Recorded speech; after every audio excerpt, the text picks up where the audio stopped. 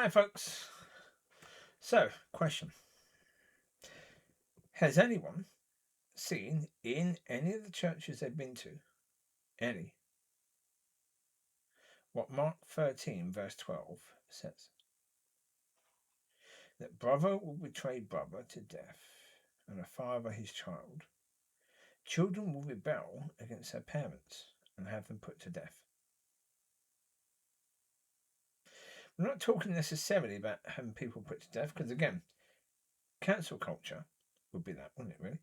Cancel culture is, in a way, having someone's career and livelihood put to death. Many people who have been dealt with by cancel culture have actually killed themselves. So therefore, you can consider cancel culture being put to death. So, has anyone seen that happen to someone in church?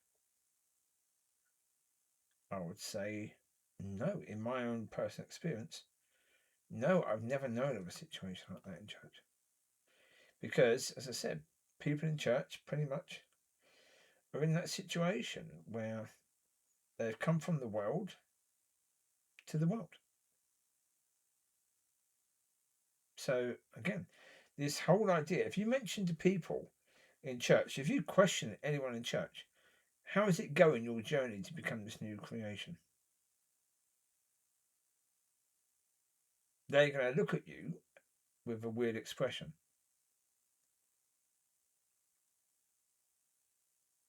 Well, because again, you're not supposed to ask those questions in church, are you really? Because people could get offended by that.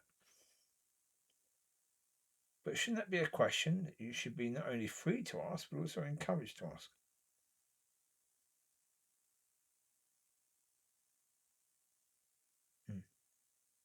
But you won't be. No. You won't be encouraged to ask those questions because the answer for most people would be, if truth had to be the answer, they would have to say, I have no idea. Because they have no idea.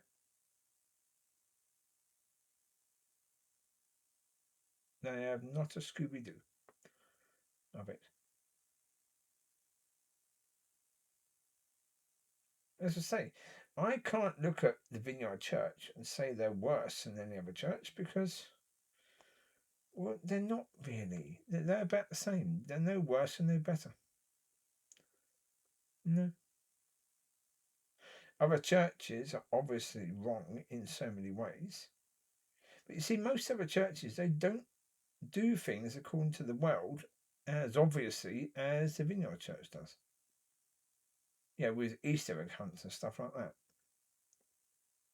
Yeah, trying to do stuff, but they don't do that. So therefore, yeah, it's just swings and roundabouts, isn't it, really? As I say, would I suspect that there'd be people in that church who are in that situation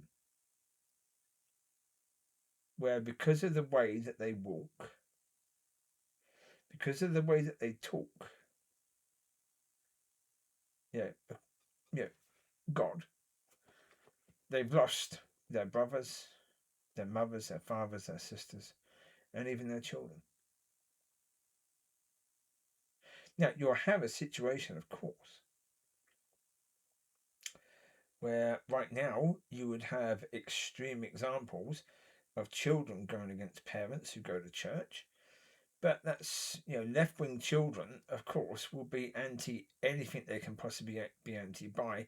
And they get so offended by absolutely anything that if your parents go to church and you're one of those kids, you're going to get offended by that. That means nothing, though. With people so easily offended, you can't really say that that is what the Bible is talking about. Because, it ain't. It's not really that angst. It's fake angst in people with nothing but emotion. And go according to emotion so much. Oh, that's at one point. I was just thought about this earlier. I was watching The Passion of the Christ again. And again, I was reminded about the point of Peter, about how people think Peter is so blinking amazing. While the Lord was being crucified, Peter was away sulking. He was away in his own emotions, feeling sorry for himself that he had betrayed the Lord 3 times.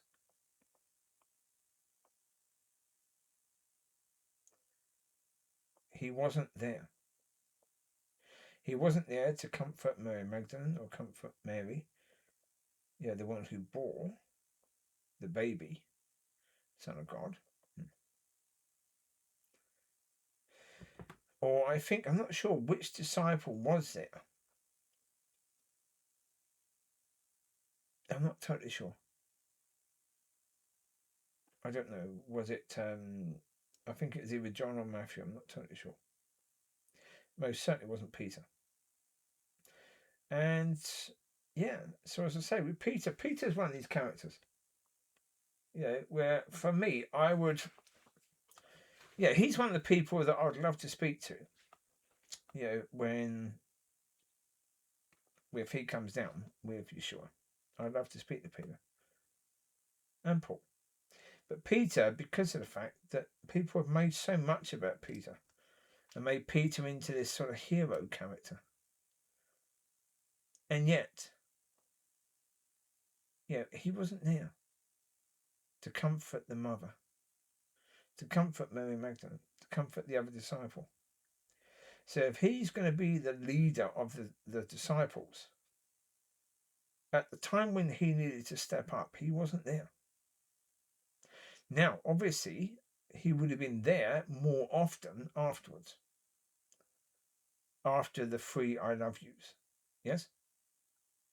He would have been there more after being made the rock. Because obviously, through denying Christ, he grew up. Peter was very much a child in nature beforehand. And I think he probably matured a tiny bit after that. And that's good for him. And obviously during persecution of everyone, obviously, Peter would have to be strong. And would have to be strong for those around. Again, do I think it's something that's beautiful that Peter said he shouldn't be crucified the way the Lord was, so he should be crucified upside down? If that's really the case, no. I think that's just another thing of Peter, really. Peter trying to look like, the most righteous of the apostles. I don't think it matters at all. I mean, wouldn't it be an honor to be crucified as the Son of God was crucified? Yeah. There's always something about Peter, not I. Peter says, not I. Always not I, being Peter. So obviously he didn't mature that much, did he, particularly? He was still a not I. Again, if that's true, if he did refuse to be crucified the way Yeshua was crucified, then saying not I don't deserve to be crucified that way. Yeah, but what? The others did? The others apostles who were crucified? It's like the washing of their feet. He made a fuss of it. The others didn't. But to me, that's not saying Peter is wonderful. That's saying Peter's a pain in the bloody arse. If someone's going to make a fuss of something, it'd be Peter. If someone is saying, look at me, aren't I wonderful? Aren't I so righteous? Aren't I so... It's Peter. Again, obviously, again, he went through a very difficult time, clearly.